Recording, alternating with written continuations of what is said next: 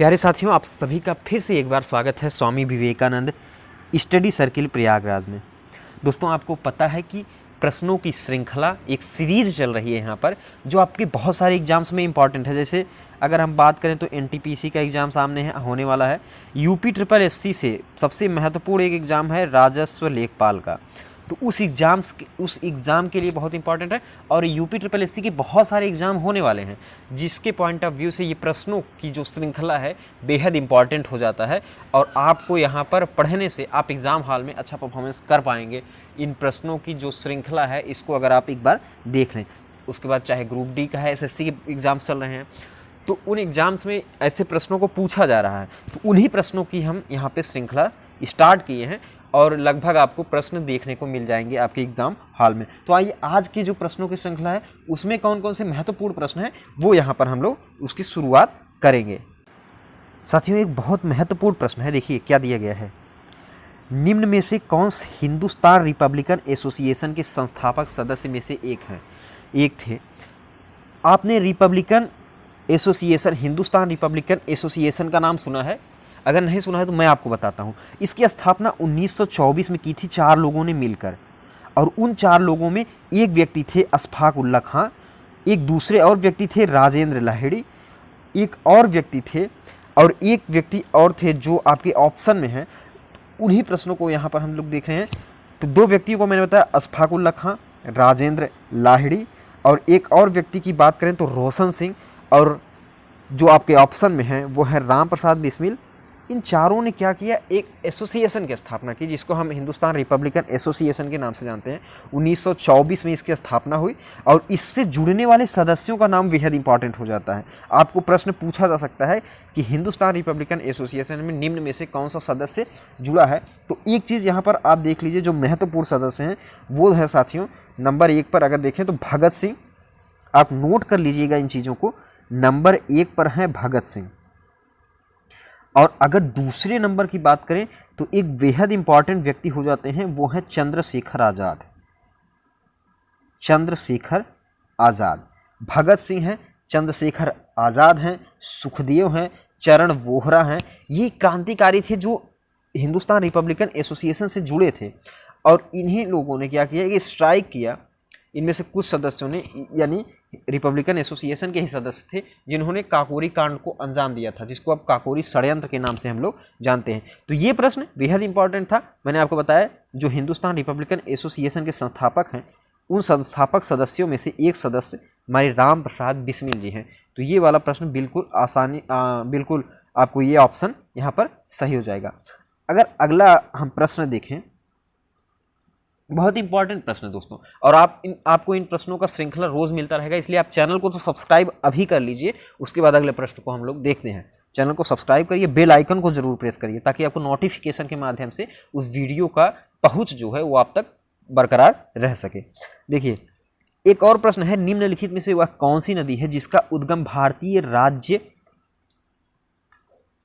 क्षेत्र से बाहर है, यानी जो भारत में उसका उद्गम नहीं है, वो नदी आपको बताना है। तो गोदावरी नदी, झेलम है, रावी है, घाघरा है। अगर आप थोड़ा सा अनुमान कर पा रहे हो, इन नदियों का उद्गम आपको जानना बहुत आवश्यक है। तो सीधा सा आप हमें बता दीजिए एक बार कि ये जो गोदावरी नदी है, इसका उद्गम स्थल आखिर कहाँ है। अगर आप ध्यान दें तो मेरे प्यारे साथियों, ये जो गोदावरी नदी है, ये महाराष्ट्र के नासिक से एक जगह है त्र्यंबकेश्वर, वहाँ से ये गोदावरी नदी निकलती है, त्र्यंबकेश्वर से। दूसरी नदी अगर हम देखें यहाँ पर, झेलम नदी। मैंने नदियों की एक आपको वीडियो प्रोवाइड किया है, अगर उस वीडियो को आप देख लेंगे तो नदियों से रिलेटेड कोई प्रश्न आपको बचेगा नहीं। तो गोदावरी नदी नासिक के त्र्यंबकेश्वर से, और दूसरी एक झेलम नदी जो है बेहद इंपॉर्टेंट नदी है, बहुत इंपॉर्टेंट नदी है। इसका उद्गम स्थल आपको जानना बहुत ज़रूरी है। ये भी भारत के राज्य क्षेत्र में ही आता है, जम्मू कश्मीर के वेरीनाग के पास एक शेषनाग झील है। जम्मू कश्मीर में ही वेरीनाग है, वहाँ की एक शेषनाग झील से ही झेलम नदी जो है ये निकलती है, यानी भारत के राज्य क्षेत्र से ही। और रावी नदी की अगर बात कर लें, रावी नदी एक बार बताइए कहाँ बहता है। तो ये हिमाचल प्रदेश के कुल्लू पहाड़ी में रोहतांग दर्रे से निकलती है। हिमाचल प्रदेश में कुल्लू है, कुल्लू मनाली आप लोग जानते होंगे। तो कुल्लू के पास ही एक रोहतांग दर्रा है, वहीं से इसका उद्गम स्थल है, यानी भारत के राज्य क्षेत्र में ही आता है। लेकिन अगर चौथी नदी हम घाघरा यहाँ पर देखें साथियों, ये जो घाघरा नदी है, देखिए इन प्रश्नों को आप एक ही प्रश्न से आपके 4 से 5 से 6 प्रश्न तैयार हो जाएंगे। अगर एग्जाम्स में किसी तरह घुमा के पूछेगा तो वो चीज़ें भी आप समझ पाएंगे। तो घाघरा नदी का जो उद्गम स्थल है वो कहाँ पर है दोस्तों, ये भारतीय राज्य क्षेत्र से बाहर है, यानी भारत में ये नहीं है। तो ये है कहाँ, ये मानसरोवर झील के पास।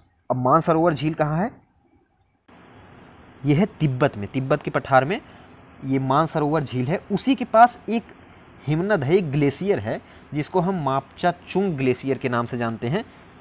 नोट कर लीजिएगा आप, मापचा चुंग ग्लेशियर है तिब्बत के पठार में, मानसरोवर झील के पास ही, वहीं से ये घाघरा नदी निकलती है। तो आप बिल्कुल यहाँ पर समझ पाए होंगे कि ये जो घाघरा नदी है वो भारत के राज्य क्षेत्र से बाहर है।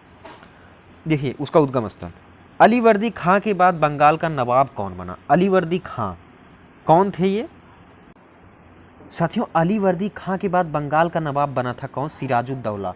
और इससे सिराजुद्दौला से महत्वपूर्ण है, आपके कुछ पॉइंट्स आपको ध्यान रखने योग्य है कि इसी के शासनकाल में, इसका शासनकाल अगर हम लोग देखें तो इसका शासनकाल 1756 में ये नवाब बना था और इसका शासनकाल तब से चल रहा था। इसके शासनकाल में कुछ महत्वपूर्ण घटनाएं हुई। एक ब्लैक होल नाम की घटना आपने सुना होगा, ब्लैक होल, ये घटना भी सिराजुद्दौला के शासनकाल में हुआ था।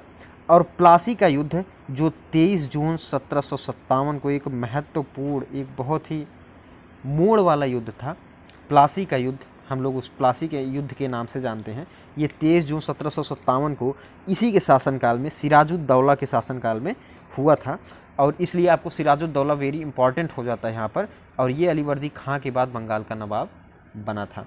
अगर अगले प्रश्न की अगर हम लोग बात करें कि कश्मीर घाटी किसके बीच स्थित है, जो कश्मीर की घाटी है वो आखिर किन पर्वतों के बीच स्थित है, क्या पीर पंजाला और काराकोरम के बीच है, या फिर साथियों जो कश्मीर घाटी है वो घाटी स्थित है पीर पंजाल और जास्कर पर्वत श्रेणी के।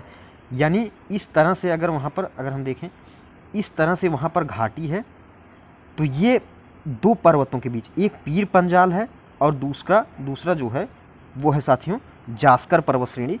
इन दोनों के बीच स्थित है, कश्मीर घाटी के दक्षिण पश्चिम में, यानी इस तरफ जो है, इस तरफ साथियों ये कौन सी घाटी हो जाएगी, ये कौन सा पर्वत हो जाएगा, तो दक्षिण पश्चिम की अगर हम बात करें तो ये है पीर पंजाल, दक्षिण पश्चिम में पीर पंजाल।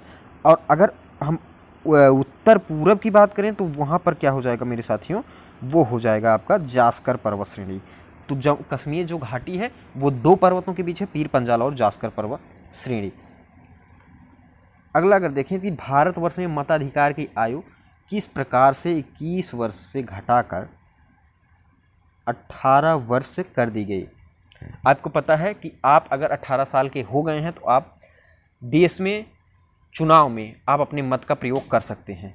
प्रधानमंत्री का मतलब जब सांसदों का एमपी का चुनाव होता है या फिर एमएलए का चुनाव होता है, ग्राम प्रधान ग्राम मुखिया का चुनाव होता है, तो उसमें अगर आप 18 साल की आयु प्राप्त कर लिए हैं तो आप सीधा सा उसमें मत देने के लिए एलिजिबल होंगे। लेकिन पहले ये 21 वर्ष था, यानी आप 21 वर्ष के हो जाएंगे तब आपको समझा जाता था कि आप मत देने योग्य हैं। लेकिन इसको घटाकर 18 वर्ष कर दिया गया। तो यही पूछा जा रहा है कि ये किस माध्यम से किया गया, क्या इसमें राष्ट्रपति ने अध्यादेश जारी किया था, या फिर संवैधानिक संशोधन किया गया, या फिर कार्यपालक के आदेश या संसदीय विधान द्वारा।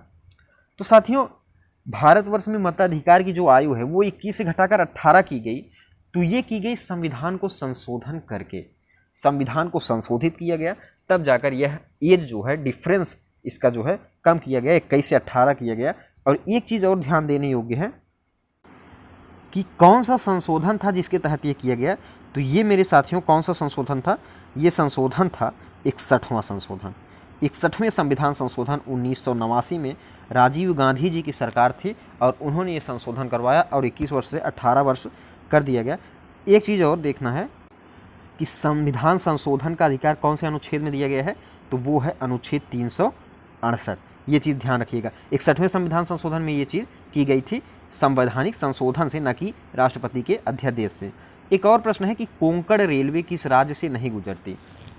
आपको अगर हम भारत के जो समुद्र तटीय क्षेत्र हैं उसको जानना आपको बहुत इम्पॉर्टेंट होता है कि उसके नाम क्या हैं।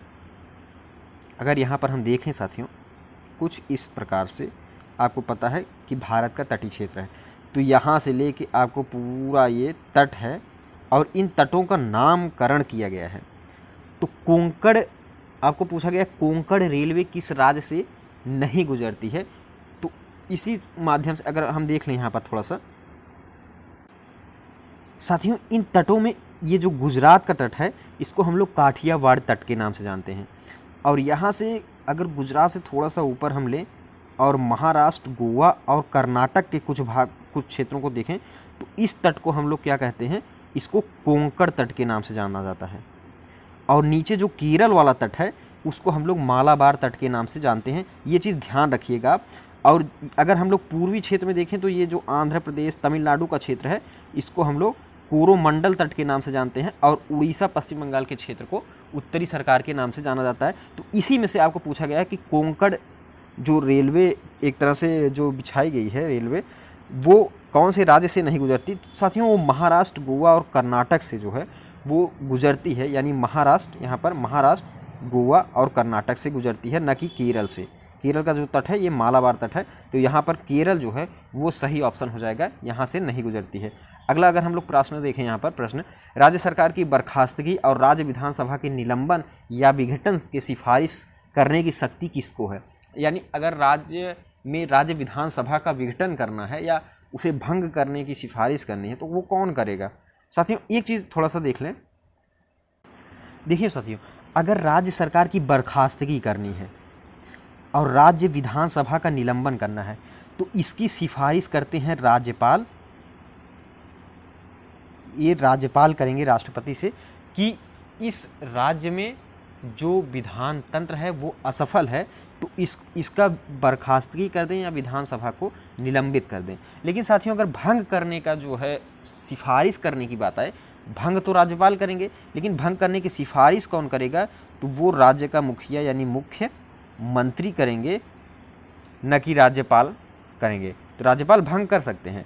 और अगर विघटन या बर्खास्तगी की बात हो तो वो राज्यपाल करेंगे राष्ट्रपति से। तो एक चीज़ और अगर देखें, जो भारतीय संविधान के अनुच्छेद 71 है उसके अंतर्गत, अनुच्छेद 71 ध्यान देने योग्य है यहाँ पर, अनुच्छेद 174 के तहत क्या करते हैं, राज्यपाल जो है वो विधानसभा के सत्र को आहूत करता है, सत्रावसान करता है और मुख्यमंत्री की सिफारिश पर भंग करने की शक्ति वहाँ पर राज्यपाल के पास है। तो ये चीज़ आप ध्यान दीजिएगा। यहाँ पे आप अंतर समझ पा रहे होंगे, मैं उम्मीद करता हूँ। परिवहन आर्थिक गतिविधि के किस क्षेत्र के अंतर्गत आता है, द्वितीयक, प्राथमिक, तृतीयक या चतुर्मगात्मक। साथियों जो परिवहन है वो तृतीयक आर्थिक गतिविधि है एक तरह से। यहाँ पे ऑप्शन नंबर जो तीसरा है वो सही हो जाएगा। अगर हम लोग थोड़ा सा यहाँ पर अगर देखें, जो प्राथमिक प्रक्षेत्र होता है, जो प्राथमिक प्रक्षेत्र होता है आर्थिक गतिविधि के अनुसार, तो वो कौन सा हो जाएगा, वो कृषि हो जाएगा, पशुपालन, मत्स्य पालन यानी मछली पालन, वन और खनन, ये महत्वपूर्ण है, ये प्राथमिक हैं। और अगर हम लोग यहाँ पर द्वितीयक क्षेत्र की बात करें तो ये है विनिर्माण है, उद्योग, जो क्षेत्र है उद्योग है, विनिर्माण और उद्योग, ये द्वितीयक में। तृतीयक में मैंने आपको बताया, तृतीयक में आपके यहाँ पर यातायात यानी परिवहन, संचार की भी जो है संचार वो भी तृतीयक है, व्यापार है, शिक्षा, स्वास्थ्य, ऊर्जा, शिक्षा, होटल, ये सब सारी चीज़ें तृतीयक जो है आर्थिक गतिविधि के क्षेत्र में आती हैं। अगर अगले प्रश्न की बात करें, निम्न में से एक प्रश्न दिया गया है, निम्न में से कौन जो है क्या है वो थर्मोप्लास्टिक बहुलक है। तो ये तीनों यानी नायलॉन, टेफ्लॉन और पॉलीथीन, ये क्या हैं, ये तीनों जो हैं ये थर्मोप्लास्टिक बहुलक हैं, यानी ऑप्शन नंबर चौथा यहाँ पर बिल्कुल सही हो जाएगा। अगला एक और प्रश्न है, निम्न में से किस समूह के जीवों का डूबने से हुई मृत्यु का पता लगाने में महत्व है, तो वो कौन सा हो जाएगा, वो ऑप्शन नंबर चौथा हो जाएगा यहाँ पर डायटम। डायटम के माध्यम से डूबने से हुई मृत्यु का पता लगाया जाता है। क्योटो प्रोटोकॉल कब आयोजित किया गया था? तो क्योटो प्रोटोकॉल जो है वो 1997 में इसका आयोजन किया गया था। अगर हम क्योटो प्रोटोकॉल की बात करें तो ये 11 दिसंबर, साथियों 11 दिसंबर, ध्यान रखिएगा, प्रश्न पूछा जा सकता है, 1997 में क्योटो, जापान में एक जगह है क्योटो, वहाँ पर इसका आयोजन किया गया था। एक और प्रोटोकॉल को आपको ध्यान रखना है, वो है मॉन्ट्रियल प्रोटोकॉल। इसका आयोजन किया गया था 1989 में ओजोन क्षरण के संबंध में। ओजोन परत का जो क्षरण है उसको संरक्षित करने के संदर्भ में 1989 में इसका जो है आयोजन किया गया था। ये चीज़ आपको ध्यान देने योग्य है। तो साथियों हमने कुछ प्रश्नों को डिस्कस यहाँ पर किया है, इंपॉर्टेंट प्रश्न जो आ सकते हैं आपके एग्जाम्स में। तो आप इन प्रश्नों को एक बार और दो बार और ध्यान से पढ़ लीजिए, तो चीज़ें आपको बिल्कुल अच्छे से समझ में आ जाएंगी। और चैनल को सब्सक्राइब कर देंगे तो रोज़ाना आपको वीडियो जो है वो मिलता रहेगा। इसलिए दोस्तों आज इतने ही प्रश्नों को हम लोग यहाँ पर करेंगे। अब नेक्स्ट वीडियो कल आएगा। तो अगर आप चैनल पर नए हैं तो चैनल को ज़रूर सब्सक्राइब करिए और शेयर करिए साथियों को, ताकि उन लोगों को भी ये वीडियो प्राप्त हो सके। आप सभी का बहुत बहुत धन्यवाद।